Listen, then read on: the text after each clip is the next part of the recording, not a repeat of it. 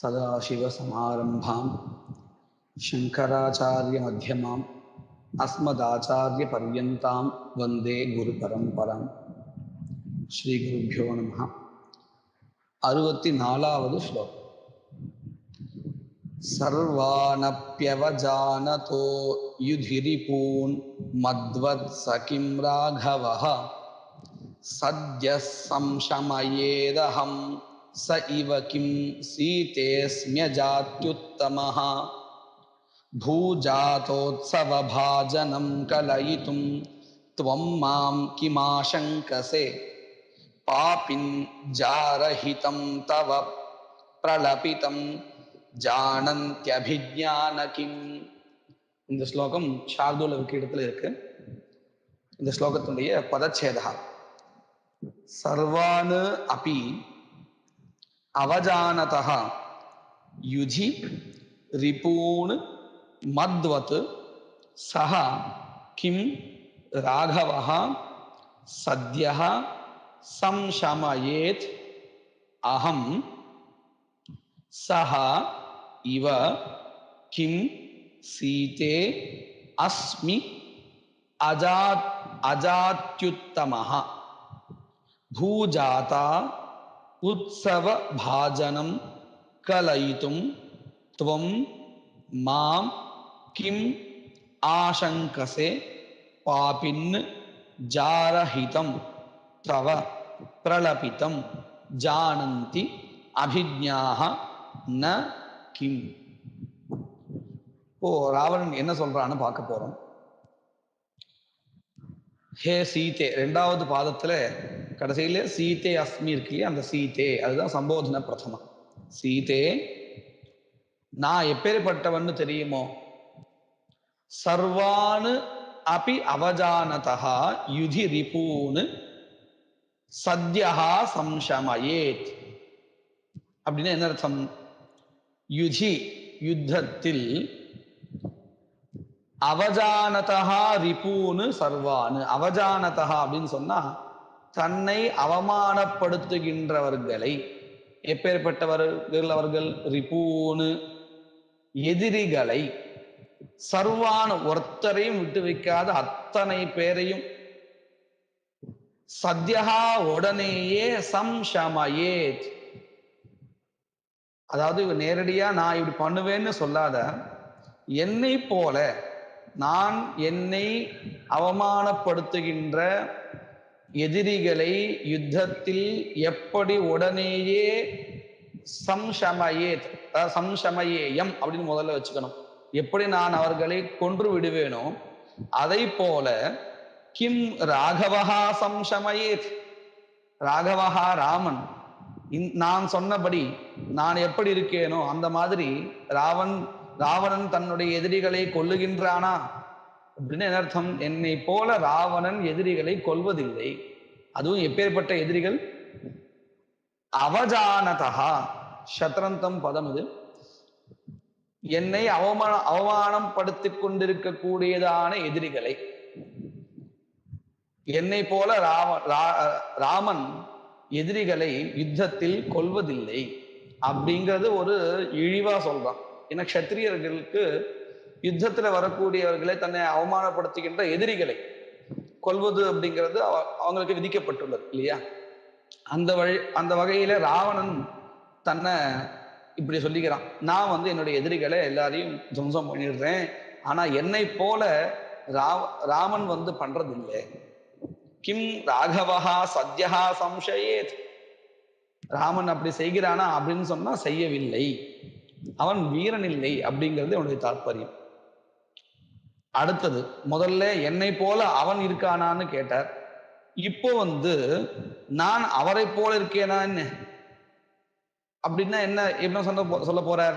நல்லா கவனிக்கலாம். இங்க என்னை போல ராமன் இருக்கானான்னு சொல்லும் பொழுது தன்னை பத்தி உயர்த்தி சொல்லி ராமன் அப்படி இல்லைன்னு சொல்லணும்.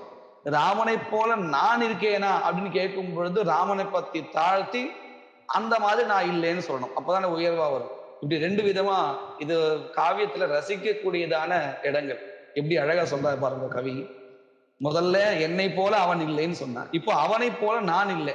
அப்போ அந்த ராமன் எப்படி இருக்கான்? ஏதோ ஒரு நீச்சமா சொல்ல போறான். என்ன சொல்ல போறான்? அகம் சைவ கிம் அஸ்மி அஜாத்யுத்தமஹா. இந்த பிறப்புல ராமன் வந்து மனுஷனா இருக்கான், நான் வந்து ராட்சசனா இருக்கேன். என்னுடைய பலம் அதிகம், அவனுடைய பலம் குறைச்சல். அவனை போல நான் வந்து ஒரு நீச்ச குலமா இல்லை, நீச்ச ஜாதியா இல்லை அப்படின்னு சொல்றான். அது எப்படி சொல்றான்? அஜாத்யுத்தமஹா அப்படின்னு என்ன அர்த்தம்? ஜாத்யா உத்தமஹா ஜாத்யுத்தமஹா ந ஜாத்யுத்தமஹா அஜாத்யுத்தமஹா. ராமன் அஜாத்யுத்தமஹா, ஜாதியில உயர்ந்தவன் இல்லை அப்படின்னு அர்த்தம். மனுஷன் அவன், நான் ராட்சசன். அப்போ அவன் வந்து துர்பலகா, அதனால அவன் ஜாத்தியா உத்தமஹா ந பவத் அஜாத்யுத்தமஹா. அவனை போல நான் இருக்கேனா அப்படின்னு அர்த்தம். நான் அப்படி இல்லை, நான் உயர்ந்த ஜாதியில இருக்கேன். சைவ, சகானா இந்த இடத்துல அவன், அவன்னா ராமன். சைவ அவனை போல, கிம் அஜாத்யுத்தமஹா அகம், ராமனை போல ஒரு நீச்ச ஜாதியில இருக்கக்கூடியவனா நான் இல்லை, உயர்ந்த ஜாதியில இருக்கக்கூடியவன் அப்படின்னு சொல்றான். இந்த ராமாயணத்திலையும் கூட சீதையை அசோகவனத்தை வச்சிருக்கிற சமயத்துல இந்த ராட்சசீக்களை பாதுகாப்புக்காக வைக்கிறான். இந்த ராட்சசி எல்லாருமா சேர்ந்துட்டு சீதையை இப்படிதான் மிரட்டின்ண்டே இருக்க, இதே மாதிரிதான் சொல்லிட்டு இருக்கான். நீ வந்து ஒரு ஒரு பயந்தாங்கொலி, ஒரு மனுஷன், அவனை போய் நீ விரும்பின்னு இருக்க. இந்த ராவணன் வந்து எப்பேற்பட்டவன், உயர்ந்த குலத்தை சேர்ந்தவன், நீ அவனை விரும்ப வேண்டாமா அப்படின்னு ரொம்ப பயமுறுத்துறது. இல்லைன்னா உன்னுடைய ஹிருதயத்தை நான் சாப்பிடுவேன், நீ உன்னுடைய ஹிருதயத்தினால ராவணனை ஏத்துக்கலைன்னா அதை பிச்சு நான் சாப்பிட்டுருவேன், இப்படிலாம் வந்து பயமுறுத்துற. அந்த இடத்துல சீதை ரொம்ப உயர்வா சொல்றா, எந்தெந்த தம்பதிகள் எல்லாம் வந்து எப்படி வாழ்ந்தான்னு காமிச்சு, நான் அந்த மாதிரி இருக்கக்கூடியவன், அதனால என்ன உங்களால மாற்ற முடியாதுன்னு ரொம்ப பளிச்சுன்னு சொல்றான். இந்த இடத்தையே நாம ஒரு தடவை பார்க்கலாம். 24வது சர்க்கம் சுந்தரகாண்டத்துல இந்த ராட்சசி எல்லாம் சேர்ந்துட்டு சீதையை பயமுறுத்துறா. ததஸ் சீதாம் சமஸ்தாக தாம் ராட்சஸ்ய விக்ருதானனாஹ பருஷம் பருஷா நார்ய ஊச்சுஸ்தாம் வாக்கியம் அப்பிரியம். இந்த ராட்சசி எல்லாம் சேர்ந்துட்டு சீதையை பயமுறுத்துறா. என்ன அப்படின்னு சொன்னா, நாம ஏற்கனவே பல ஸ்லோகங்கள்ல பார்த்துருக்கோம், ராவணன் வந்து எங்கிட்ட நிறைய ஐஸ்வர்யங்கள்லாம் இருக்கு, என்ன நீ மணந்துக்கோ இப்படிலாம் சொல்றான் இல்லையா. அந்த வாக்கியங்கள் எல்லாம் இந்த ராட்சசிகள் சீதையை பார்த்து சொன்னதா இருக்கு இந்த இடத்துல. கிம் த்வந்தః புரே சீதே சர்வபூத மனோஹரே மகார்ஹசயனோபேதே நவாச மனுமன்யசே. இந்த மாதிரி அந்தப்புறத்துல இவனுக்கிட்ட இவ்வளவு செல்வங்கள் இருக்கு, மகார்ஹ ஷையா, ரொம்ப விலை மதிப்பற்ற கட்டில்கள் எல்லாம் இருக்கு, இந்த ராவணனை நீ ஏன் மணந்துக்க மாட்டேங்கிற? அப்போ சொல்றான், மானுஷ செய்வ பாரியாத்வம் பகுமன்யசே. நீ ஒரு மனித பிறவி, அதனாலதான் மனிதனா இருக்கக்கூடிய ராமனை ரொம்ப உயர்வா நினைக்கிற. பிரத்யாகர மனோராமாத்து நத்தம் ஜாத்து பவிஷ்யசி. நீ இந்த ராமன் கிட்ட இருந்து உன்னுடைய மனதை நகரத்தை கொண்டு வந்துடு, ராவணனை நீ மணந்துக்கோ. ஏன் அப்படின்னா இவர் யாரு? தைலோக்கிய வசுபோக்தாரம், 3 உலகத்தில் இருக்கக்கூடியதான அத்தனை செல்வங்களையும் கொண்டவர். ராவணம் ராட்சசேஸ்வரம் பர்த்தாரம் உபசங்கம்ய விஹரஸ்வ யதா சுகம். இந்த மாதிரி 3 லோகத்தில் இருக்கக்கூடிய செல்வத்தை கொண்ட இந்த ராவணனை நீ மனம் முடித்துண்டு ரொம்ப சந்தோஷமா இரு அப்படின்னு சொல்றா. மானுஷம் தம் து ராமமிச்சசி சோபனே ராஜ்யாத் பிரஷ்டம் அசித்தார்த்தம் விக்ளவம் துவம் அனந்திதே. இந்த ராவணன் இருக்கானே, அவன் ஒரு மனுஷன். நம்ம இப்ப பார்த்தோம் இல்லையா, ராவணன் வந்து ஒரு ராட்சசன், உயர்ந்தவன். அதனால இந்த மனுஷன் இடத்துல இருக்கக்கூடியதான அந்த பிரீத்தியை விட்டுடு.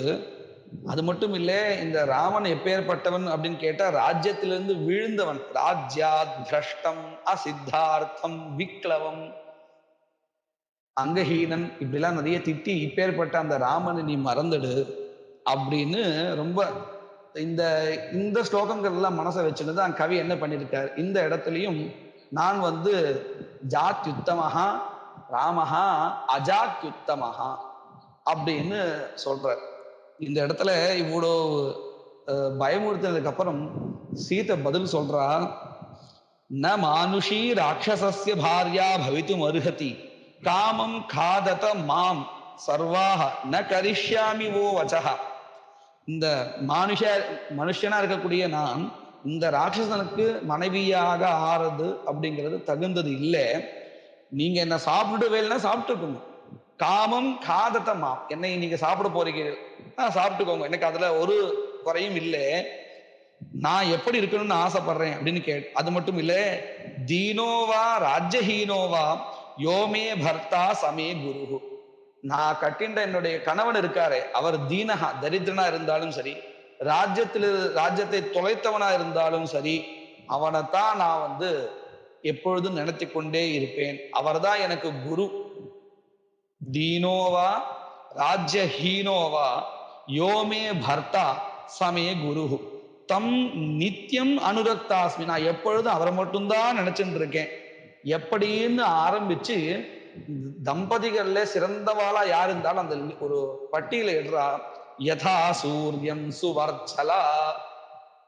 சூரியனை எப்படி இந்த சுவர்ச்சலா என்கின்ற ஒரு பெண் எப்பொழுதும் நினைத்து கொண்டே இருக்காளோ, பதிவிரதியா இருந்து, அத போல யதா சச்சி மகாபாகா சக்ரம் சமுபதிஷ்டதி அருந்ததி வசிஷ்டஞ்ச ரோஹிணி சசினம் யதா லோபா முத்ரா யதா அகஸ்தியம் சுகன்யா ச்யவனம் யதா சாவித்ரி சத்யவந்தம் கபிலம் ஸ்ரீமதி யதா சௌதாசம் மதயந்தி இவ கேஷினி சகரம் யதா நைஷதம் தமயந்தி இவ பைமி பதிம் அனுவிரதா ததா ததா. இப்படி வரிசையா ஒரு பெரிய பட்டியலை சொல்லிட்டு, அத போல அகம் ஈக்ஷ்வாகு வரம் ராமம் பதி மனுவிரதா.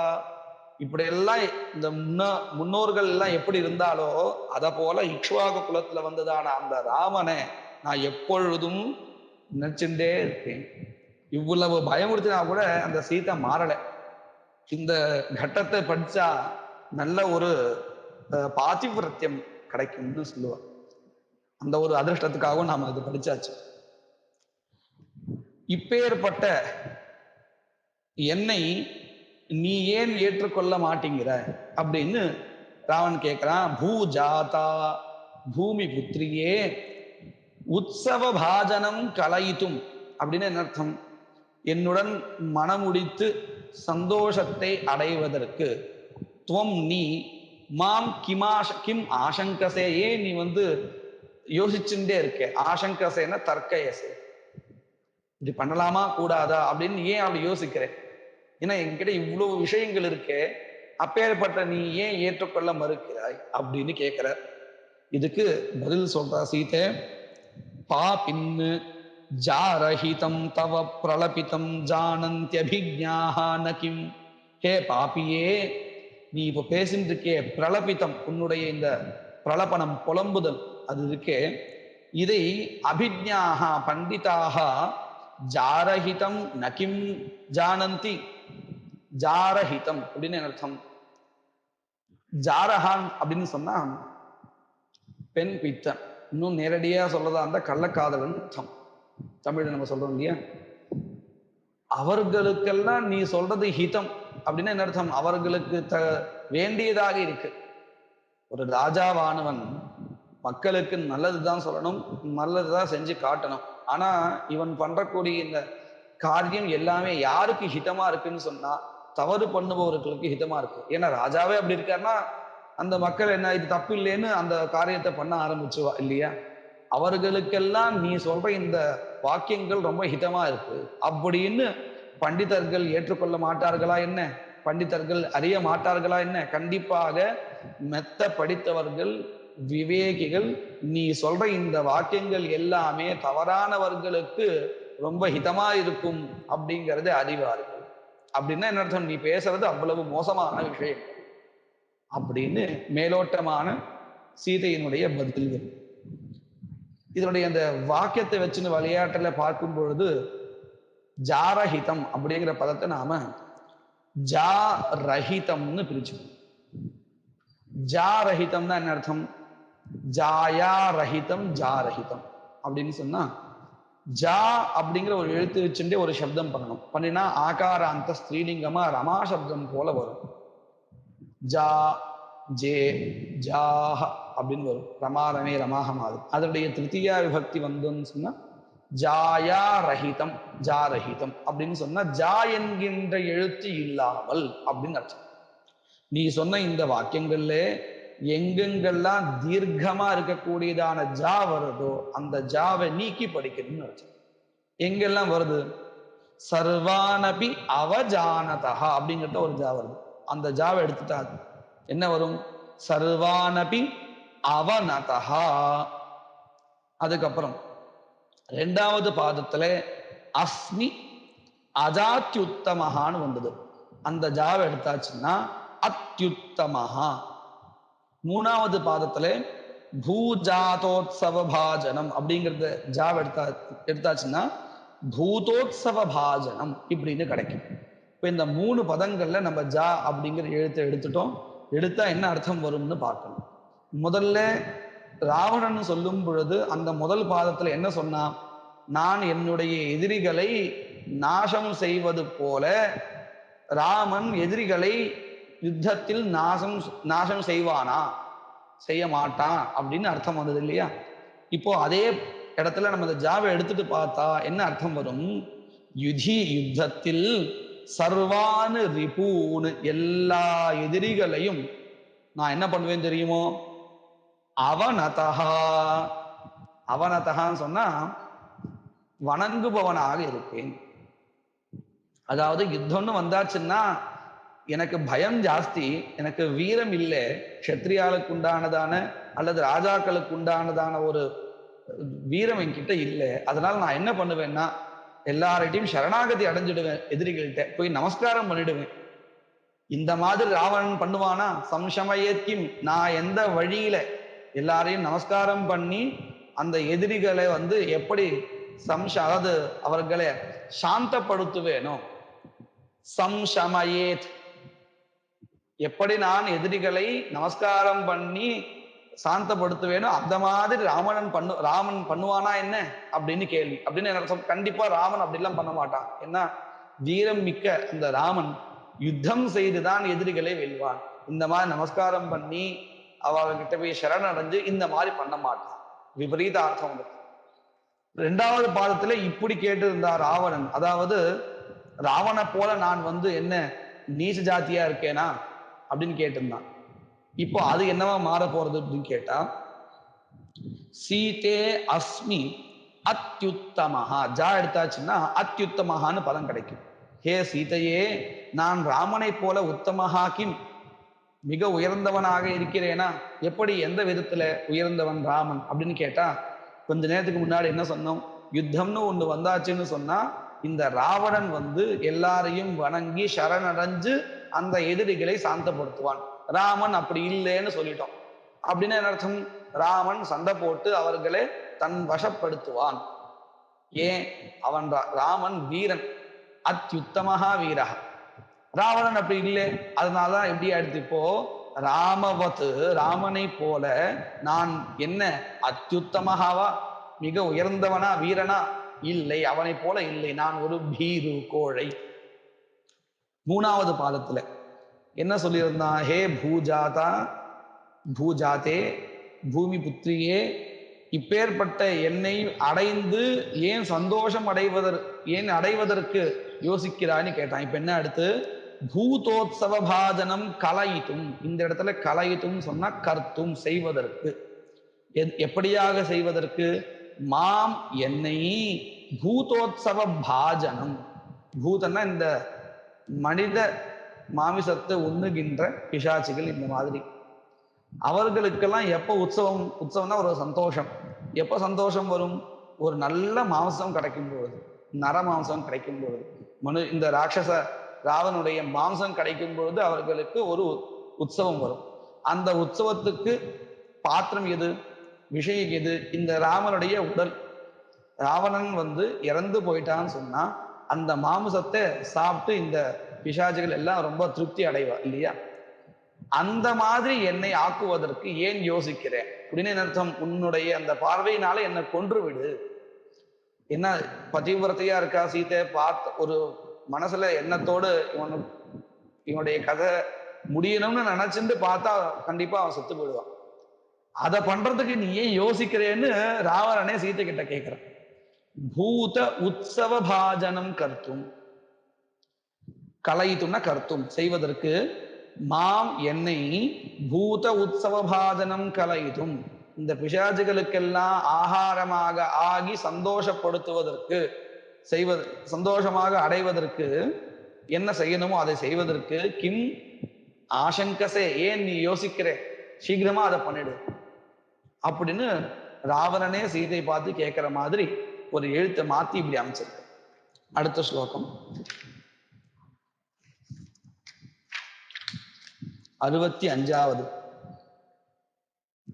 சீதேசௌ நகரி விஜృంభిத மகாரக்ஷசுபாநாமயா शोभाकारहितावरोध करणात् स्यादेव तेऽलङ्कृता नन्वेषोऽस्मि च भावनोपसरणायत्तेप्सितश्रीरहं रे रक्षोधम भावियोगत इयं निर्यातु वाक्ते मुखात्. இந்த ஸ்லோகமும் சார்தூல விக்கிடத்துல இருக்கு. பதச்சேதா சீதே असौ नगरी विजृंभित महारक्षशुभा, ஒரே பதம், अनामया शोभाकारहिता अवरोध करणात् स्यात् एव ते लंकृता अलंकृता ननु एषः अस्मि च भावनोपसरणायत्तेप्सित श्रीः अहं रे रक्षोधम भावियोगतः इयं निर्यातु वाक् ते मुखात्. என்ன சொல்றான்? ஹே சீதையே, என்னுடைய நகரமானது எப்பேற்பட்டது தெரியுமோ? இந்த லங்கா நகரி, இந்த லங்கா அப்படிங்கிற நகரமானது விஜృంభిத மகாரக்ஷசுபானனா, விஜృంభணம்னா விகசனம், மலர்ந்து இருக்கு.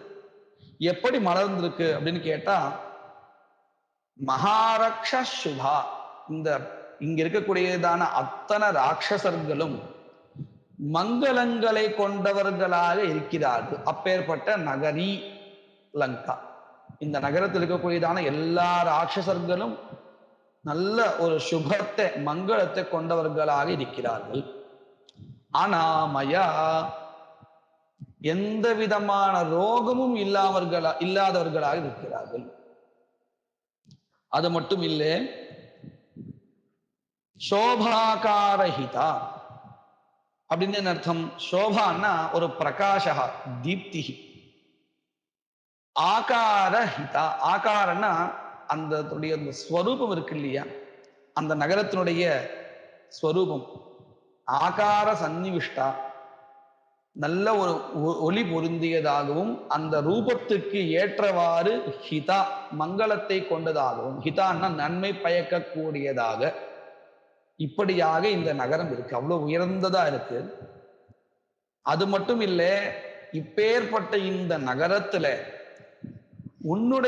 உனக்காக கட்டப்பட்ட ஒரு அந்தப்புறம் இருந்தால், இதோபி அலங்கிருதா தே, உன்னுடைய அவரோத கரணாத், அவரோதான்னு சொன்னா அந்தப்புறம்னு அர்த்தம்.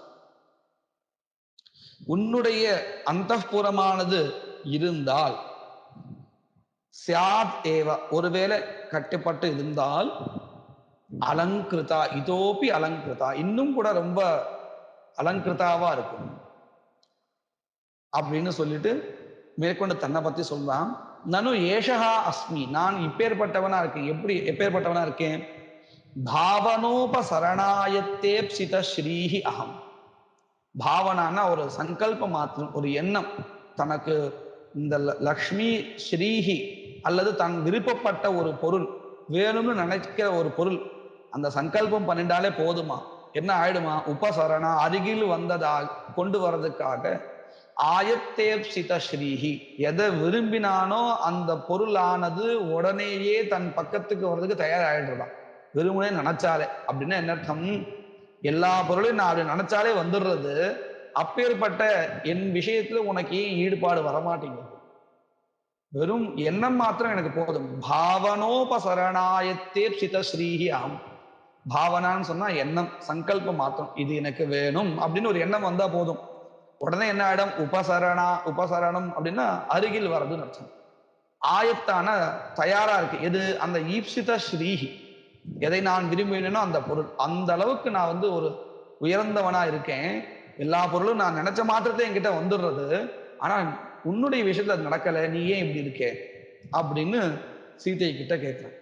சீதை அதுக்கு பதில் சொல்றா, ஹே ரக்ஷோதமா, ரே நீச்ச சம்போதனத்துல ரக்ஷோதமா, மிகவும் கீழ்த்தரமான ராட்சசனே, உன்னுடைய இந்த வாக்கெல்லாம் இருக்கே, வரிசையை இப்ப தப்பு தப்பா பேசிட்டு இருக்கியே, இந்த வாக் எதனால வருதுன்னா பாவி காலத்தை மனசுல வச்சுண்டு, அதாவது அதனுடைய சம்பந்தத்தினால வர்றது. அப்படின்னா என்ன அர்த்தம்? ஒருத்தனுக்கு ஆபத்து நேர போறது அப்படின்னு சொன்னா அதுக்கு தகுந்ததான காரியங்கள் முன்னாடியே ஆரம்பிச்சிடுமா. தனக்கே தெரியாத உளறது, இல்லை யார்கிட்டயா தப்பா பேசுறது, இதெல்லாம் எதை வச்சுண்டு? வருங்காலத்தை மனசுல வச்சுண்டு, இவன் பண்ணின புண்ணியமோ பாப்பமோ அதை வச்சுண்டு இவனுக்கு பலன் வரணும். பலன் வரணும்னா ஏதோ ஒரு வகையில அதை கொண்டு வரணும். உதாரணத்துக்கு நான் ஒரு பாபம் பண்ணியிருக்கேன், எனக்கு ஒரு தண்டனை வரணும்னு சொன்னா எனக்கே தெரியாம நான் யாரையாவது பெரிய ஒரு மனுஷால திட்டிடுவேன். அதுக்கப்புறம் நாம யோசிப்போம், ஏன் நம்ம அப்படி பேசணும் அப்படின்னு சொன்னா நமக்கு பின்னாடி வரவேண்டிய தண்டனையை உத்தேசிச்சு வரக்கூடியதான விதி. இதே சில சமயத்துல பார்த்தோம்னா நாம புண்ணியம் பண்ணிருப்போம், சாமான்யமா பேசியிருப்போம், ஆனா அது ரொம்ப உயர்வான ஒரு நிலைக்கு கொண்டு போயிடும். அது நம்முடைய சாமர்த்தியம் இல்லை, பின்னாடி வரவேண்டிய பலனை உத்தேசிச்சு விதியினுடைய விளையாட்டு அது இல்லையா? அந்த மாதிரி இப்போ ராவணனுக்கு மரணம் நிகழ போறது. அது வர்றதுக்கு என்ன பண்ணணும்? நிறைய பாபம் பண்ணணுமா இல்லையா? அது இந்த வாக்கிய ரூபமா வந்துட்டே இருக்கு. உன்னுடைய அந்த சொல்லாக வெளில வருது. பாவி யோகதா, பாவின்னா பின்னாடி நடக்க போகிற இந்த பாபம், இந்த துக்கம், மரணமோ அல்லது ஏதோ ராவணனுக்கு நடக்க போயதான அந்த துக்கம், அது சம்பந்தப்பட்டதாக பாவி யோகதா, பஞ்சமி அர்த்தத்துல தசில் பிரத்யேகம், அதை மனசுல வச்சுட்டுதான் இயம் உன்னுடைய வாக், உன்னுடைய சொற்கள்லாம் வெள்ள முகாத்து நிரியாது, வெளில வந்துட்டு இருக்கு, வெளில வரட்டும் அப்படின்னு அர்த்தம். இது மேலோட்டமான அர்த்தம். இந்த பதத்துல வச்சுட்டு பார்த்தா எப்படி வருதுன்னு கேட்டா, பாவி யோகத்தா இருக்கு இல்லையா, பா வியோகதா. நீ சொன்ன சொற்கள்ல எல்லா இடத்துலயும் பா அப்படிங்கிற தீர்காட்சரம் ஒன்று இருக்கே, அது இல்லாமல் வியோகதா, யோகான்னா சேர்க்கை, வியோகா அப்படின்னு சொன்னா பிரிவு. அதாவது பா என்கின்ற எழுத்து நீக்கி படிக்க வேண்டியதா இருக்கு நீ சொன்ன சொற்கள்ல. அப்படி பிரிச்சா எங்க என்னென்ன பதங்கள் வருதுன்னு பார்த்தோம்னா, முதல் பாதத்துல விஜிரும்பித மகாரக்ஷ சுபா அப்படின்னு இருக்கு, அந்த இடத்துல பாவம் எடுக்கணும். எடுத்தா என்ன வரும்? விஜிரும்பித மகாரக்ஷ சுனா, சுனா அப்படின்னு வந்து நிற்கும். என்ன அர்த்தம்னு நம்ம பார்க்கலாம்.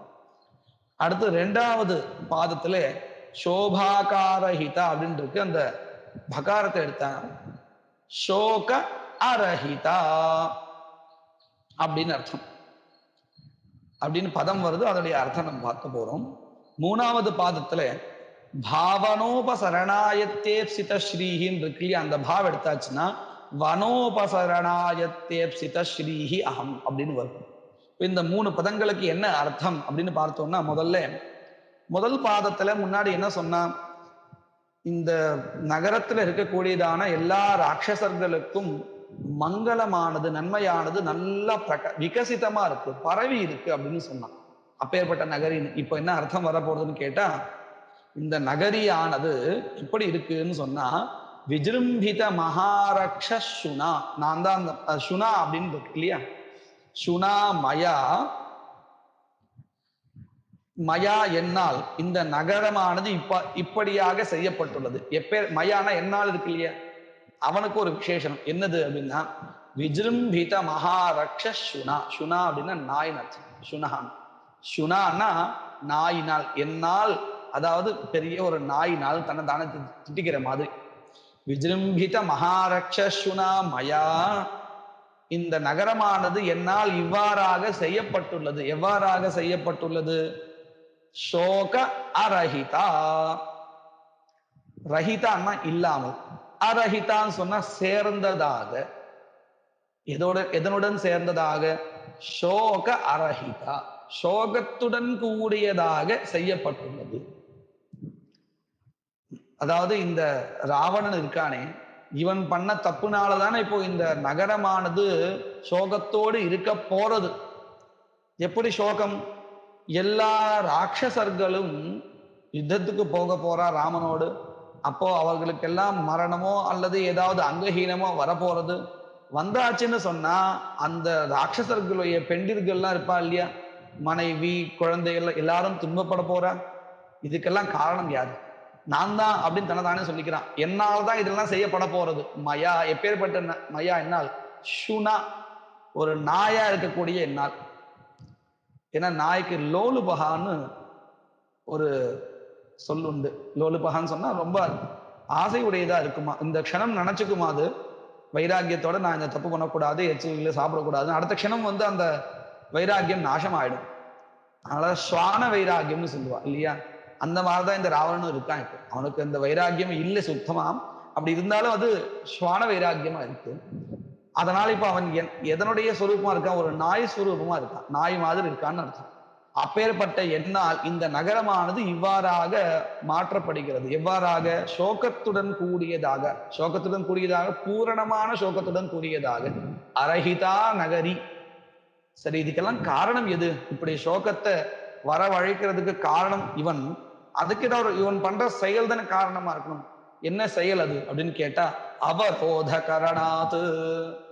அவரோதனை உன்னை தடுத்து இங்க வச்சிருக்கேனா இல்லையா, அதனாலதான் இதெல்லாம் நேர போறது. இந்த இந்த நாட்டினுடைய எல்லா ராட்சசர்களும் சோகத்துடன் கூடியவர்களாக ஆக போகிறார்கள்.